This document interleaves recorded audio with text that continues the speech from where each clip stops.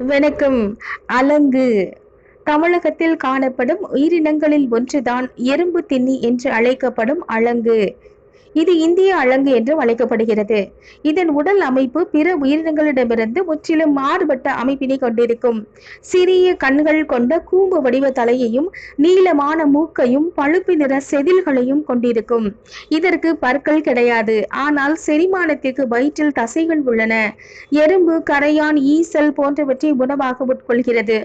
எதிரிகளிடமிருந்து தன்னை பாதுகாத்துக் கொள்வதற்காக தனது செதில்களை குடை போல் சுருட்டிக் கொள்கிறது. இவை தமிழ்நாட்டில் மேற்கு மற்றும் கிழக்கு தொடர்ச்சி மலைகளில் பரவலாக காணப்படுகின்றன. செதில்களால் தன்னை மூடிக்கொள்கின்ற ஒரே பாலூட்டி விலங்கு அலங்குதான். இதனுடைய நாக்கு இதன் உடலை விட பெரியது. உலகம் முழுவதும் சட்ட விரோதமாக கடத்தப்படும் விலங்குகளில் அலங்குகள் முதலிடம் பிடிக்கின்றன. உலகின் வெப்பமண்டல பகுதிகளான ஆசியாவிலும் ஆப்பிரிக்காவிலும் அலங்குகள் அதிக அளவு காணப்படுகிறது. விலங்குகளை பாதுகாப்போம். நன்றி.